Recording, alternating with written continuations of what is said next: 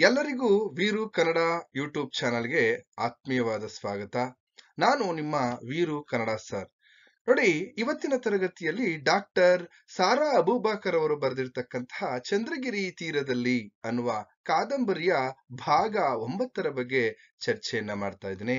ಇಂದಿನ ತರಗತಿಯಲ್ಲಿ ಕೆಲವೊಂದು ವಿಚಾರಗಳು ನಾವು ಅಮೀನಾ ಅಥವಾ ರಶೀದನ ತಾಯಿ ಆ ನಾದಿರಾಳ ಮಗುವನ್ನ ಎತ್ಕೊಂಡು ಬಂದಿರತಕ್ಕಂಥದ್ದು, ಅಥವಾ ಅಮೀನಾ ತನ್ನ ಮೊಮ್ಮಗುವನ್ನ ಇಲ್ಲಿ ಎತ್ಕೊಂಡು ಬಂದಿರತಕ್ಕಂಥದ್ದು ನಾದಿರಾಳ ತವರು ಮನೆಯಿಂದ, ಈ ವಿಚಾರಗಳ ಬಗ್ಗೆ ಚರ್ಚೆಯನ್ನ ಮಾಡಿದ್ದು. ಆ ನಂತರದಲ್ಲಿ ಇಲ್ಲಿ ಇನ್ನೊಂದು ವಿಚಾರ ಇಲ್ಲಿ ಪ್ರಸ್ತಾಪನೆ ಆಗ್ತಾ ಇರುತ್ತೆ. ಏನಪ್ಪಾ ಅಂತಂದ್ರೆ, ಇಲ್ಲಿ ಹೊಸಮನೆಯ ಈ ಸಲೀಮನಿಗೆ ನಾದಿರಳನ್ನ ಮದುವೆ ಮಾಡ್ಬೇಕು ಅಂತಕ್ಕಂತಹ ಪ್ರಸ್ತಾಪಗಳು ಇವೆಲ್ಲವೂ ಕೂಡ ಹಿಂದಿನ ತರಗತಿಯಲ್ಲಿ ನಡೆದಿದ್ದು. ಆದ್ರೆ ಇವತ್ತು ಇದೆಲ್ಲ ವಿಚಾರಗಳಾದ ಮೇಲೆ ಈಗ ಮಹಮ್ಮದ್ ಖಾನ್ ನೇರವಾಗಿ ಮಣಿಪುರಕ್ಕೆ ಹೋಗಲು ಸಿದ್ಧತೆಯನ್ನ ಮಾಡ್ತಾ ಇದ್ದಾನೆ. ಅದನ್ನ ಗಮನಿಸಿದಂತಹ ಇಲ್ಲಿ ಫಾತಿಮಾ ಏನ್ ಮಾಡ್ತಾ ಇದ್ದಾಳೆ, ರೀ ಮಣಿಪುರಕ್ಕೆ ಹೋಗ್ತಾ ಇದ್ದೀರಾ ಅಂತ ಕೇಳಿದ ಸಂದರ್ಭದಲ್ಲಿ ಅವನು ಹೌದು ಅಂತ ಹೇಳಿದಂತ ಸಂದರ್ಭದಲ್ಲಿ ನಾದಿರಾಳ ಸೀರೆ ಹರಿದು ಚಿಂದಿಯಾಗಿದೆ, ಅವಳಿಗೊಂದು ಸೀರೆಯನ್ನ ತೆಗೆದುಕೊಂಡ್ ಬನ್ನಿ ಅಂತ ಹೇಳ್ತಕ್ಕಂಥದ್ದು. ಇದೆಲ್ಲ ಆದ್ಮೇಲೆ ಇಲ್ಲಿ ಫಾತಿಮಾಗೆ ಆಗ್ಲಿ ಅಥವಾ ನಾದಿರಾಳಿಗಾಗ್ಲಿ ಯಾವ ಉದ್ದೇಶವನ್ನ ಇಟ್ಕೊಂಡು, ಯಾವ ಸ್ವಾರ್ಥವನ್ನ ಇಟ್ಕೊಂಡು ಮಹಮ್ಮದ್ ಖಾನ್ ಮಣಿಪುರಕ್ಕೆ ಬರ್ತಾ ಇದ್ದಾನೆ ಅನ್ನೋದ್ರ ಬಗ್ಗೆ ಗೊತ್ತಾಗ್ತಾ ಇಲ್ಲ ಇಲ್ಲಿ. ಆದ್ರೂ ಅವನೇನೋ ಹೋಗ್ತಾ ಇದ್ದಾನೆ ಅಂತ ಸುಮ್ನಾಗ್ತಾರೆ.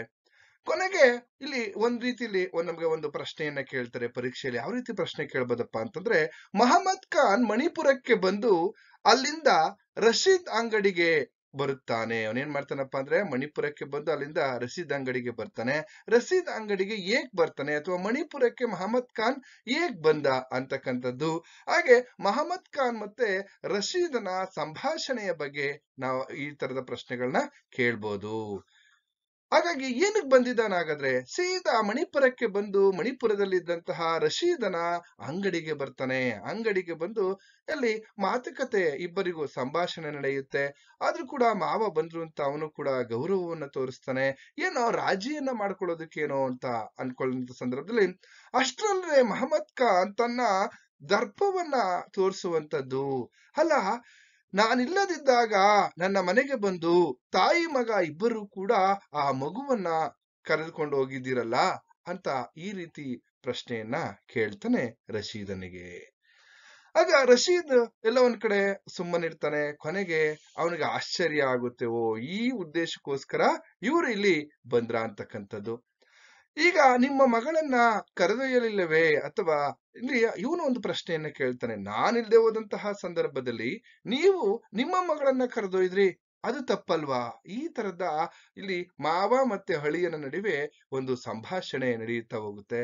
ಇಷ್ಟೆಲ್ಲ ಆದ್ಮೇಲೆ, ಸರಿ, ನನ್ನ ಮಗುವನ್ನ ನೀನು ಕರೆದುಕೊಂಡು ಬಂದೆ ತಾನೆ, ಆದರೆ ಇಲ್ಲಿ ಏನಾಗ್ತಾ ಇದೆಯಪ್ಪ ಅಂತಂದ್ರೆ, ಇನ್ನು ನಿನಗೆ ನನ್ನ ಮಗಳ ಅಗತ್ಯವಿಲ್ಲ. ಅವನು ಹೇಳ್ತಾ ಇದ್ದಾನೆ, ನಿನ್ನ ಮಗುವನ್ನ ನೀನ್ ಕರ್ಕೊಂಡ್ ಬಂದ್ಬಿಟ್ಟಿದ್ಯಲ್ವೇನಪ್ಪ, ಹಾಗಾದ್ರೆ ಈಗ ಇಲ್ಲಿ ನನ್ನ ಮಗಳ ಅಗತ್ಯ ನಿನಗೆ ಇಲ್ಲ ಅಂತಕ್ಕಂಥದ್ದು. ಸರಿ, ಇಲ್ಲ ಅಂತ ಹೇಳಿದ್ಮೇಲೆ ಏನ್ ಹೇಳ್ತಾ ಇದ್ದಾನೆ, ಕಾನರ ಸ್ವರ ಅಂದ್ರೆ ತುಂಬಾ ಏರಿಳಿತವಾಗಿ ಅವ್ರು ಮಾತನಾಡ್ತಾ ಇದ್ದಾರೆ. ಏನಂದ್ರೆ, ಅವಳಿಗೆ ನೀನು ತಲಾಖನ್ನ ಕೊಟ್ಬಿಡು. ನೋಡಿ, ಮಹಮ್ಮದ್ ಖಾನರೇ ಕೇಳ್ತಾ ಇದ್ದಾರೆ, ಇದು ಫಾತಿಮಾಗಾಗ್ಲಿ ಅಥವಾ ನಾದಿರಳಿಗಾಗ್ಲಿ ವಿಚಾರ ಗೊತ್ತಿಲ್ಲ. ಹಾಗಾದ್ರೆ ಇವ್ರ ಉದ್ದೇಶ ಏನಪ್ಪಾ ಅಂದ್ರೆ, ಹೊಸಮನೆಯ ಅಥವಾ ಇಲ್ಲಿ ಸಲೀಮರಿಗೆ ಅವಳನ್ನ ಕೊಟ್ಟು ಮದುವೆ ಮಾಡಿದ್ರೆ ನಾನು ಆರಾಮಾಗಿರ್ಬೋದು ಅನ್ನುವಂತಹ ಒಂದು ಆ ಆಸೆ ಯಾರ್ದಾಗಿದೆಯಪ್ಪ ಅಂತಂದ್ರೆ, ಇಲ್ಲಿ ಮಹಮ್ಮದ್ ಖಾನರ್ದು. ಅದಕ್ಕೆ ನನ್ನ ಮಗಳೇ ಹೇಳಿದ್ದಾಳೆ ಏನಂತ, ನನ್ನ ಮಗಳಿಗೆ ತಲಾಖನ್ನ ಕೊಟ್ಬಿಡು ಅಂತಕ್ಕಂಥದ್ದು. ಆಗ ಜೋರ ಗರ್ಜಿಸ್ತಾರೆ. ಆಗ ಎಲ್ಲೋ ಒಂದ್ ಕಡೆ ಇಲ್ಲಿ ರಶೀದ್ ಹೇಳ್ತಾನೆ, ಸ್ವಲ್ಪ ನಿಧಾನಕ್ಕೆ ಮಾತಾಡಿ, ಪಕ್ಕದಲ್ಲಿ ಇರ್ತಕ್ಕಂಥವ್ರು ಕೇಳಿಸ್ಕೊಂಡ್ರೆ ಅಂತಕ್ಕಂಥದ್ದು. ಇದೆಲ್ಲ ಹೇಳಿದ್ಮೇಲೆ ಕೊನೆಗೆ, ನಾನು ಕೊಡದಿದ್ದರೆ ನೀವು ಏನ್ ಮಾಡ್ತೀರಾ ಅಂತ ಕೇಳಿದಂತ ಸಂದರ್ಭದಲ್ಲಿ, ನನಗ್ ಗೊತ್ತು, ಏನಿಲ್ಲ, ಇಲ್ಲಿ ನಿನಗೆ ನನ್ನೂರಿನ ಗುಂಡಾಗಳನ್ನ ಕರ್ಕೊಂಡ್ಬಂದು ನಾನು ನಿನಗೆ ಬುದ್ಧಿ ಕಲಿಸ್ಬೇಕಾಗುತ್ತೆ ಅಂತ ಮಹಮ್ಮದ್ ಖಾನರು ದರ್ಪದಿಂದ ಹೇಳ್ತಕ್ಕಂಥದ್ದು. ಇಷ್ಟೆಲ್ಲ ಆದ್ಮೇಲೆ ಏನ್ ಹೇಳ್ತಾರೆ, ಬುದ್ಧಿ ಕಲ್ಸೋದಲ್ಲ, ಅದ್ರ ಜೊತೆಗೆ ನಿನ್ ಕೈಕಾಲನ್ನ ಮುರಿಸ್ತೀನಿ ಅಂತಕ್ಕಂತಹ ಮಾತನ್ನ ಹೇಳ್ತಾರೆ. ಹೀಗೆ ಅಂಗಡಿಯ ಮುಂದೆ ಗಲಾಟೆ ಮತ್ತೆ ಜನ ಸೇರಿದ್ರೆ ಅವಮಾನ ಆಗುತ್ತೆ ಅಂತ ಹೇಳಿ ರಶೀದ್ ಸ್ವಲ್ಪ ಹಿಂಜರಿತಾನೆ. ಕೊನೆಗೂ ಕೂಡ ಅಲ್ಲ ನೀವ್ ಯಾಕೆ ಈಗ ನಿಮ್ಮ ಮಗಳೇನಾದ್ರೂ ಈ ತಲಾಕ್ ಬೇಕು ಅಂತ ಕೇಳಿದ್ಲಾ ಅಥವಾ ನೀವೇ ಕೇಳ್ತಾ ಇರ್ತಕ್ಕಂಥದ ಅಂತ ಅಂದಾಗ ಅವನು ಹೇಳ್ತಾನೆ, ನೀವು ಅಂತಹ ಸಾಹಸಕ್ಕೆಲ್ಲ ಕೈ ಹಾಕುವುದು ಬೇಡ. ಇಲ್ಲಿ ರಶೀದ್ ಒಂದ್ ಮಾತನ್ನ ಹೇಳ್ತಾನೆ, ಹೆಣ್ಣಿಗೇನ್ ಬರನಾ? ಆಯ್ತು, ನಿಮ್ಮ ಮಗಳನ್ನ ಇಲ್ಲಿ ನೀವು ಎಲ್ಲ ಒಂದ್ ಕಡೆ ನಿಮ್ಮ ಮಗಳಲ್ಲದೆ ನನಗೆ ಬೇರೆ ಹೆಣ್ಣು ಸಿಗೋದಿಲ್ವೇ? ಸಿಗ್ತಾಳೆ. ಆದ್ರೆ ಒಂದು ಮಾತು, ನಿಮ್ಮ ಮಗಳಿಗೆ ಇದು ಒಪ್ಪಿಗೆಯಾ ಅಥವಾ ಹೇಳಿ, ನನ್ನ ಒಂದು ಪ್ರಶ್ನೆಗೆ ಉತ್ತರ ಹೇಳಿದ್ರೆ ಸಾಕು. ಈಗ ನಾನು ತಲಾಖನ್ನ ನೀಡ್ತಕ್ಕಂಥದ್ದು, ತಲಾಖನ್ನ ಕೊಡ್ತಕ್ಕಂಥದ್ದು ನಿಮ್ಮ ಮಗಳಿಗೆ ಏನಾದ್ರೂ ಒಪ್ಪಿಗೆ ಇದೆಯಾ ಅಂತ ಕೇಳ್ತಾನೆ. ಆಗ ಇವನೇನ್ ಮಾಡ್ತಾನಪ್ಪ ಅಂತಂದ್ರೆ ಮಹಮ್ಮದ್ ಖಾನ್, ಅಯ್ಯೋ ತನ್ನ ವಿಚ್ಛೇದನ ಬೇಕೆಂದು ಅವಳೇ ಕೇಳಿದ್ದಾಳೆ ಅಂತಕ್ಕಂಥದ್ದು, ಅಥವಾ ಆತನ ಧ್ವನಿಯನ್ನ ಖಾನ್ ಅರ್ಥ ಮಾಡ್ಕೊಳ್ತಾನೆ. ಓಹೋ, ಇವನ್ ಯಾಕೋ ಈ ರೀತಿ ಪ್ರಶ್ನೆಯನ್ನ ಮಾಡ್ತಾ ಇದ್ದಾನೆ ಅಂತ ಹೇಳಿ, ಅಯ್ಯೋ ಇಲ್ಲ, ಮನುಷ್ಯನ ಸಂಬಂಧ ತೊಳಲಾಟಗಳು ಅರ್ಥವಾಗುವುದು ಅವರಿಗೆ ಕ್ಷಣಕಾಲ ಯೋಚಿಸಿದ್ರು, ಇವನು ಕೇಳ್ತಾ ಇರ್ತಕ್ಕಂಥದ್ದು. ಅದಕ್ಕೆ ಮಹಮ್ಮದ್ ಖಾನರು ಸ್ವಲ್ಪ ಸ್ವಾರ್ಥತೆಯಿಂದ ಏನ್ ಮಾಡ್ತಾರಪ್ಪ ಅಂದ್ರೆ, ಅವಳು ಹೇಳದೆ ನಾನು ಕೇಳುತ್ತೇನೆಯೇ, ನನ್ನ ಮಗಳು ಹೇಳಿರೋದಕ್ಕೇನೆ ನಾನು ನಿನ್ನ ಬಳಿ ಬಂದು ತಲಾಖನ್ನ ಕೇಳ್ತಾ ಇರ್ತಕ್ಕಂಥದ್ದು. ನಾದಿರಾಳಿಗೆ ನೀನು ತಲಾಖನ್ನ ಕೊಟ್ಬಿಡು. ನೀವು ತಾಯಿ ಮತ್ತೆ ಇಲ್ಲಿ ಎಲ್ಲೋ ಒಂದ್ ಕಡೆ ಮಗ ಯಾವಾಗ ಮಗುವನ್ನ ಎತ್ತುಕೊಂಡು ಬಂದ್ರೋ ಅಲ್ಲಿಗೆನೆ ಅವಳ ಮನಸ್ಸು ಮುರಿದು ಹೋಗಿದೆ. ನೀವು ನಿಮ್ಮ ತಾಯಿ ಆ ಮಗುವನ್ನ ಎತ್ಕೊಂಡ್ ಬಂದ್ರಲ್ಲ, ಅಲ್ಲಿಗೆ ಅವಳ ಮನಸ್ಸು ಮುರಿದು ಹೋಗಿದೆ. ಇನ್ನು ನನಗೆ ಆ ಗಂಡ ಬೇಡ ಎಂದು ಅವಳೇ ನನ್ನೊಡನೆ ಹೇಳಿದಳು. ನೋಡಿ, ಸತ್ಯವನ್ನ ತಲೆಯ ಮೇಲೆ ಹೊಡೆದಂತೆ ಅವನು ಹೇಳ್ತಾ ಇದ್ದಾನೆ. ಇಲ್ಲಿ ಸುಳ್ಳನ್ನ ಹೇಳ್ತಾ ಇದ್ದಾನೆ, ಆದ್ರೂ ಕೂಡ ನಾನು ಸತ್ಯವನ್ನ ಹೇಳ್ತಾ ಇದ್ದೀನಿ ಅನ್ನುವಂತಹ ಒಂದು ಸಾಧನೆ, ನಾನೇ ಸತ್ಯ ಹೇಳ್ತಾ ಇದ್ದೀನಿ ಅಂತ. ಯಾಕಂದ್ರೆ ಈ ವಿಚಾರ ಯಾರಿಗೂ ಕೂಡ ಗೊತ್ತಿಲ್ಲ. ಹಾಗಾದ್ರೆ ಯಾವ ರೀತಿ ಈ ಪುರುಷ ಪ್ರಧಾನ ವ್ಯವಸ್ಥೆಯಲ್ಲಿ ಮಹಮ್ಮದ್ ಖಾನ್ ಎಲ್ಲಾ ನಿರ್ಧಾರಗಳನ್ನು ನೋಡಿ, ಇಲ್ಲಿ ಮಗಳಿಗೆ ತಲಾಖನ್ನ ಕೊಡಿಸುವಂತಹ ನಿರ್ಧಾರಗಳನ್ನು ಕೂಡ ತಾನೇ ಇಲ್ಲಿ ಎಲ್ಲ ಒಂದ್ ಕಡೆ ಕೈಗೊಳ್ತಾನೆ ಅಂತಕ್ಕಂಥದ್ದು. ಅದೇ ಇದರಿಂದ ಎಲ್ಲೋ ಒಂದ್ ಕಡೆ ನಾದಿರನ ಬದುಕು ಇನ್ನೊಂದು ಕಡೆ ಇಲ್ಲಿ ದುರಂತಮಯವಾಗಿ ಕಾಣುತ್ತೆ ಅಂತಕ್ಕಂಥದ್ದು ನಾವು ಗಮನಿಸ್ತಾ ಹೋಗ್ಬೋದು. ಸರಿ, ಅವಳೇ ಹೇಳಿದಳೆ ಅಂತ ಹೇಳಿದ್ಮೇಲೆ ಇಲ್ಲಿ ಖಾನರು ಏನಂದರು ಸಂಕೋಚವಿಲ್ಲ. ಯಾಕೆ ಅಂತ ಅಂದ್ರೆ ನಮ್ಗೆ ಇಲ್ಲಿ ಇನ್ನೂ ಒಂದು ಪ್ರಶ್ನೆ ಕೇಳ್ಬೋದು. ಯಾವ ರೀತಿನಪ್ಪ ಅಂದ್ರೆ, ಮಹಮ್ಮದ್ ಖಾನ್ ತನ್ನ ಅಳಿಯ ರಶೀದನಿಗೆ ಇಲ್ಲಿ ನಾದಿರಳ ಬಗ್ಗೆ ಸುಳ್ಳು ಹೇಳಿ ನಾದಿರಳಿಗೆ ತಲಾಖ್ ಕೊಡಿಸಿದ ಸಂದರ್ಭವನ್ನ ವಿವರಿಸಿ ಏನ್ ಮಾಡ್ತಾನೆ, ತನ್ನ ಅಳಿಯನಿಗೆ ಸುಳ್ಳನ್ನ ಹೇಳಿ ನಾದಿರಾಳಿಗೆ ತಲಾಖ್ ಕೊಡಿಸಿರ್ತಕ್ಕಂಥ ಸಂದರ್ಭ ಇದು. ಅವನ ಉದ್ದೇಶ ಇಲ್ಲಿ ಸ್ವಾರ್ಥಿ, ಎಷ್ಟು ಸ್ವಾರ್ಥಿ ಮಹಮ್ಮದ್ ಖಾನ್ ಅನ್ನೋದು ಗೊತ್ತಾಗ್ತಾ ಇದೆ. ಹಾಗೇನೆ ಮುಂದುವರಿದಂತೆ ಇಲ್ಲಿ ರಶೀದನಿಗೆ ಈ ಮಾತನ್ನ ಕೇಳಿ ತಲೆ ಸಿಡಿದಂತಾಯ್ತು. ಎಂತಹ ದುರಂತ ಇದು.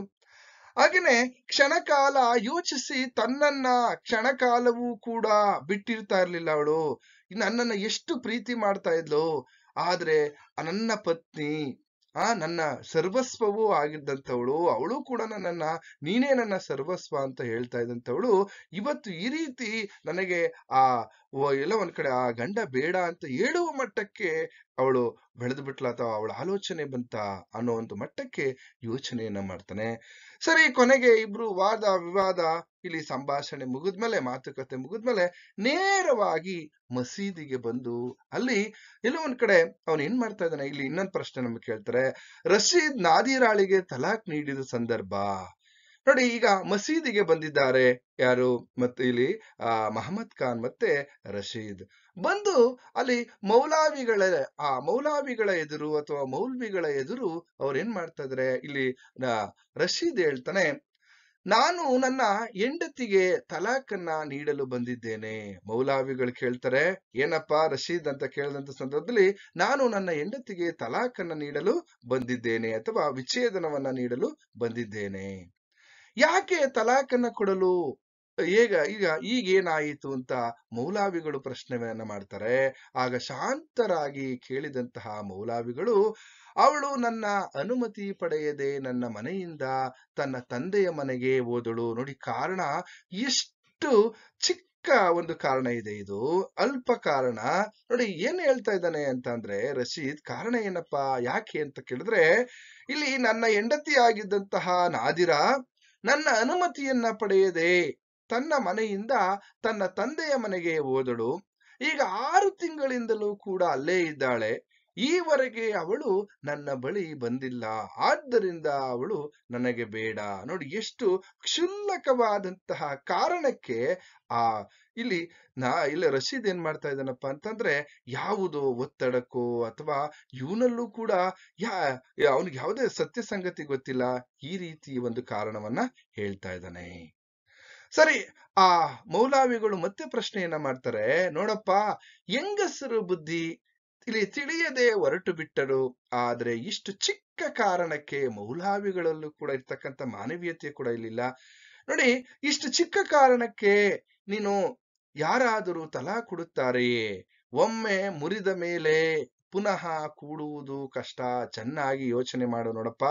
ಒಮ್ಮೆ ತಲಾಖನ್ನ ನೀಡಿದ ಮೇಲೆ ಒಂದಾಗುವುದು ತುಂಬಾ ಕಷ್ಟ ಅಂತಕ್ಕಂಥದ್ದು. ಇಷ್ಟೆಲ್ಲ ಹೇಳಿದ್ರು, ನೋಡಿ ಯೋಚನೆ ಮಾಡೋ ಪುನಃ ಅಂತ ಹೇಳ್ತಾರೆ. ಆದ್ರೂ ಕೂಡ ಅವನು ಯೋಚನೆ ಮಾಡಿ ಮಹಮ್ಮದ್ ಖಾನರು ಹೇಳಿದ್ರು, ಇಲ್ಲಿ ಯೋಚನೆ ಮಾಡುವಂತಹ ಪ್ರಮೇಯವೇ ಇಲ್ಲ, ಅವನು ಈಗ ಒಪ್ಕೊಂಡಿದ್ದಾನೆ, ಅವನು ತಲಾಖನ್ನ ನೀಡ್ತಾ ಇದ್ದಾನೆ ಅಂತ. ಸರಿ, ಇಷ್ಟೆಲ್ಲ ಹೇಳಿದ್ಮೇಲೆ ನಾನು ನನ್ನ ಹೆಂಡತಿ ಮಹಮ್ಮದ್ ಖಾನರ ಮಗಳು, ನೋಡಿ ಆ ರಶೀದ್ ಯಾವ ರೀತಿ ತಲಾಖನ್ನ ನೀಡ್ತಾನೆ ಅದಕ್ಕೆ ನೋಡೋದಾದ್ರೆ, ನಾನು ನನ್ನ ಹೆಂಡತಿ ಮಹಮ್ಮದ್ ಖಾನರ ಮಗಳು ನಾದಿರಾ ಇಲ್ಲಿ ತಲಾಕ್ ಒಂದು ಬಾರಿ. ನೋಡಿ ಈ ತರ ಹೇಳ್ತಾ ಇದ್ದಾನೆ, ನಾನು ನನ್ನ ಹೆಂಡತಿ ಮಹಮ್ಮದ್ ಖಾನರ ಮಗಳು ನಾದಿರಾ ತಲಾಕ್ ಒಂದು ಬಾರಿ. ಹಾಗೇನೆ 2ನೇ ಬಾರಿಯೂ ಅದೇ ರೀತಿ ಹೇಳ್ತಾನೆ. 3ನೇ ಬಾರಿಯೂ ಕೂಡ ಅವಳನ್ನ ಬಿಡುಗಡೆ ಮಾಡಿದ. ಕೊನೆ ಮಾತು ಹೇಳುವಾಗ ಇಲ್ಲೂ ಒಂದ್ ಕಡೆ ರಶೀದನಿಗೆ ಕೊಂಚ ಇಲ್ಲಿ ಕೈ ಅಥವಾ ಮೈ ನಡುಗುವಂತೆ. ಹಾಗೆ ಮೌಲಾವಿಗಳು ಖಾನ್ ಮತ್ತು ಅಲ್ಲೇ ಇದ್ದಂತಹ ಇನ್ನಿಬ್ಬರು ಇದಕ್ಕೆ ಸಾಕ್ಷಿಯಾಗಿ ಅಲ್ಲಾಹುಗೆ ಅತ್ಯಂತ ಅಪ್ರಿಯವಾದಂತಹ ಈ ಕಾರ್ಯದಲ್ಲಿ ಭಾಗಿಯಾಗಿ ಇವರೆಲ್ಲರೂ ಅಲ್ಲಿಂದ ತೆರಳಿದರು. ಅಂದ್ರೆ 3 ಬಾರಿ ಅವನು ಏನ್ ಮಾಡಿದಾನೆ, ಈಗ ನಾದಿರಾಳಿಗೆ ರಶೀದ್ ಏನ್ ಮಾಡಿದಾನೆ, ತನ್ನ ಮಾವನಾದಂತಹ ಮಹಮ್ಮದ್ ಖಾನ್ ಹೇಳಿರ್ತಕ್ಕಂತಹ ಸುಳ್ಳು ಸಂಗತಿಯನ್ನ ತಿಳಿಯದೆ ಅಥವಾ ಪ್ರತ್ಯಕ್ಷವಾಗಿ ಕಂಡ್ರು ಕೂಡ ಪ್ರಮಾಣಿಸಿ ನೋಡದೇನೆ ರಶೀದ್ ಏನ್ ಮಾಡಿದಾನೆ, ದುಡುಕಿ ಇಲ್ಲಿ ನಾದಿರಾಳಿಗೆ ತಲಾಖನ್ನ ನೀಡಿದ್ದಾನೆ ಅಂತಕ್ಕಂಥದ್ದನ್ನ ನಾವಿಲ್ಲಿ ಗಮನಿಸ್ತಾ ಹೋಗ್ಬೋದು. ಇವನ ದುಡುಕಿನ ಫಲದಿಂದ ಎಲ್ಲೋ ಒಂದ್ ಕಡೆ ನಾದಿರಾಳ ಬದುಕು ನುಚ್ಚು ನೂರಾಗ್ತಕ್ಕಂಥದ್ದು, ದುರಂತಕ್ಕೆ ಕೊಂಡೊಯ್ಯುವಂತಹದನ್ನ ನಾವಿಲ್ಲಿ ಗಮನಿಸ್ತಾ ಹೋಗ್ಬೋದು. ಹೀಗೆ ಈ ಪುರುಷರು ಮಹಿಳೆಯರ ಮೇಲೆ ಯಾವ ರೀತಿ ದೌರ್ಜನ್ಯವನ್ನ ಮಾಡ್ತಾ ಇದ್ರು, ಅವ್ರನ್ನ ಹೇಗೆ ಅಸಹಾಯಕರನ್ನಾಗಿ ಮಾಡ್ತಾ ಇದ್ರು ಅನ್ನೋದಕ್ಕೆ ಈ ತರದ ಸನ್ನಿವೇಶಗಳನ್ನ ನಾವು ಗಮನಿಸ್ತಾ ಹೋಗ್ಬೋದು. ಇದೆಲ್ಲ ಆಯ್ತು, ಎಲ್ಲ ಮುಗಿತು. ಕೊನೆಗೆ ರಶೀದನು ಕೂಡ ಇನ್ನ ಮೇಲೆ ನಾದಿರಾ ಮತ್ತೆ ರಶೀದಾಳಿಗೆ ಗಂಡ ಹೆಂಡತಿಯ ಸಂಬಂಧ ಇಲ್ಲಿಗೆ ಕಡಿದು ಹೋಯ್ತು.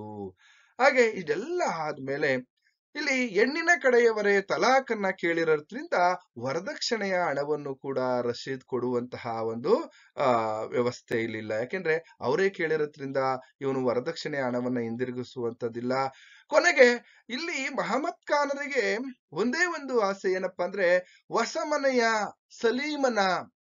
ಮನೆಯ ಸಲೀಮನ ಸಂಪತ್ತಿನ ಮುಂದೆ ಇಲ್ಲಿ ಆ ಕಣ್ಣಿಟ್ಟಿರ್ತಕ್ಕಂಥ ಖಾನರಿಗೆ ಈ ನಮ್ಮ ರಶೀದನ ಒಂದು ಕ್ಷುಲ್ಲಕ ವ್ಯಕ್ತಿಯಾಗಿ ಕಾಣಿಸ್ತಾ ಹೋಗ್ತಾನೆ.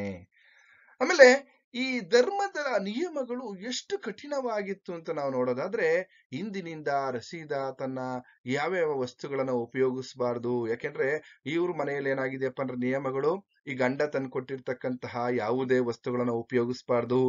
ಹಾಗೆ ಅವಳಿಗೆ ಪರಪುರುಷನಾದನು. ಈಗ ರಶೀದ್ ಏನಾಗಿದ್ದಾನೆ, ನಾದಿರಾಳಿಗೆ ಪರಪುರುಷನಾಗಿದ್ದಾನೆ.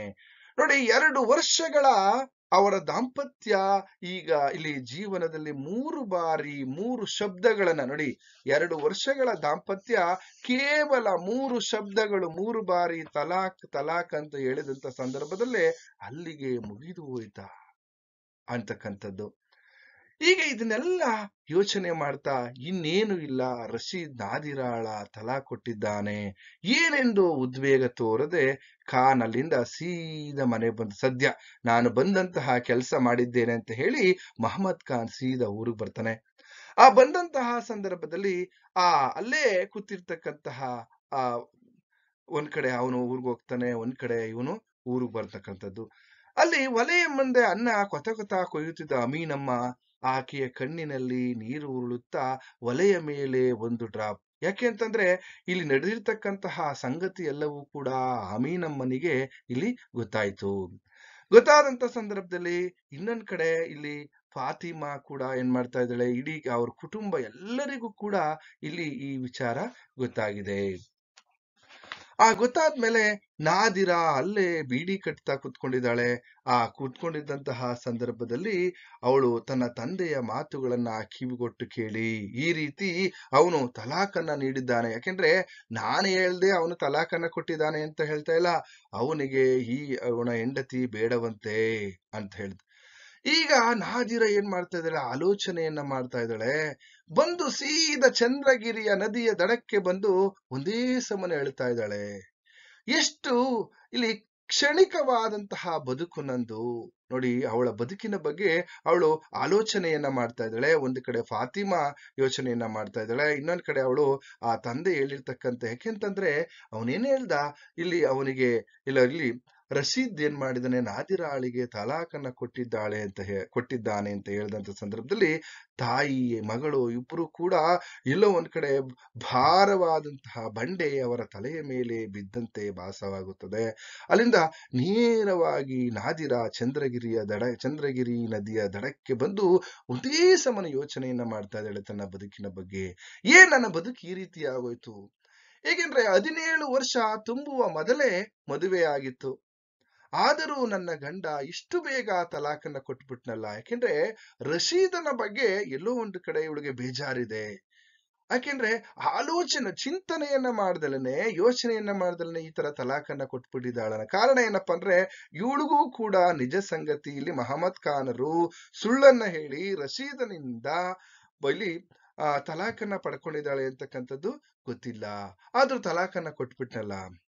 ಹಾಗೇನೆ ತಲಾಖ್ ಕೊಡುವುದಕ್ಕೆ ಮೊದಲು ಅವರೇ ಬಂದು ತಂದೆಯನ್ನ ಎದುರಿಸಿ ಅಥವಾ ತನ್ನ ತಂದೆಯನ್ನ ಕೇಳಿ, ನೀನು ನನ್ನೊಡನೆ ಬರುತ್ತೀಯಾ ಅಥವಾ ತಲಾಖ್ ಬೇಕೆ ಅಂತ ನನ್ನನ್ನ ಪ್ರಶ್ನೆ ಮಾಡಿದ್ರೆ, ಯಾಕೆ ರಶೀದನಿಗೆ ನೇರವಾಗಿ ಪ್ರಶ್ನೆ ಇಲ್ಲಿ, ಯಾಕೆಂದ್ರೆ ಮಾಡಿದ್ರೆ ನಾನೇನ್ ಬೇಡ ಅಂತ ಹೇಳ್ತಾ ಇದ್ನಾ, ನನ್ನೊಡನೆ ಹೊರಟು ಅವರ ಇಲ್ಲಿ ಎಲ್ಲೋ ಒಂದ್ ಕಡೆ ತನ್ನೊಡನೆ ಒಂದು ಮಾತನಾಡದೆ ಕೇಳಿದ್ದರೆ ನಾನು ಖಂಡಿತವಾಗಿಯೂ ತಂದೆಯ ಮಾತನ್ನ ಧಿಕ್ಕರಿಸಿ ನಾನು ಬರ್ತಾ ಇದ್ದೆ. ಈಗ ಎಂಬ ಯೋಚನೆಯ ಬೆನ್ನಲ್ಲೇ ಆಗಲೂ ಕೂಡ ತಂದೆಯನ್ನ ಎದುರಿಸಿ ಗಂಡನೊಡನೆ ಹೊರಡಲು ಸಿದ್ಧಲಾಗಿದ್ದಳು.